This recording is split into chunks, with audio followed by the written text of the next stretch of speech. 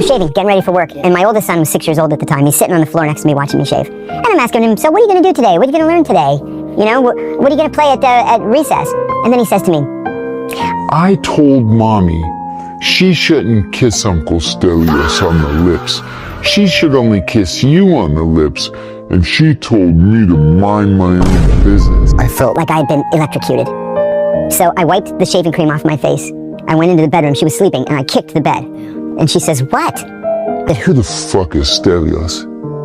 She said, where did you hear that name? I said, who is he? And then she said, don't believe Everything a 6-year-old says. And I said, I'm going to leave before I do something That I'm gonna regret for the rest of my life. And so I got in the car and I went to work. And that afternoon, she started calling me every 5 seconds. And I just would let it go to voicemail. Finally, the secretary came into my office and she said, John, your wife's on the phone and she's crying. I said, yeah, she should be crying. And she said, No, she was in a car accident and she's injured. I was like, for God's sake. So she was calling my phone again, so I picked it up and I said, what? And she said, I got in an accident and I'm injured and the kids are crying. And so I drove up to the accident scene and the car she was first in a left-hand turn lane to make a left. There was a guy 5 cars back. Greeks are very impatient drivers. Went to make the left. He came from the back and just T-boned her. And pushed the car up onto the sidewalk and demolished it, and she broke her wrist, and it was a big mess. So I go up there and get out of my car, my fully armored, BMW 540 with, my 2 guns. And I said to him, what happened here?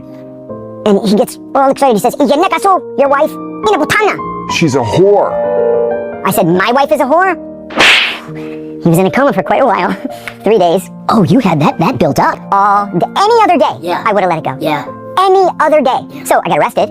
Oh, you did? Oh, yeah. How do you arrest the CIA station chief? No, I wasn't the chief. I said, look, I have diplomatic immunity. So, I'm sorry. I'm wrong. I admit I'm wrong, but I have diplomatic immunity. And they're like, okay, just sit in the cell. They left the cell door open, and they let me keep my gun, which was nuts. But then they brought me in, and the guy, he was clearly concussed. He hadn't yet kind of, faded out. That was at the hospital later, but he was sitting there in a chair, and he's just like, you could See, like the birds tweeting, from the cartoons. And he says to me, so what happened? So I told the story. And then this is the police captain for the whole station. And he says to the guy, is that true? You called his wife a whore? And he said, yes, we got in an accident. She yelled at me and I called her a whore. I did not know that it is a crime to call a man's wife a whore in Greece. So they charged him. Wow. And I said, listen, I can't get charged because I have diplomatic immunity, but in good conscience, please don't charge him. I beat him like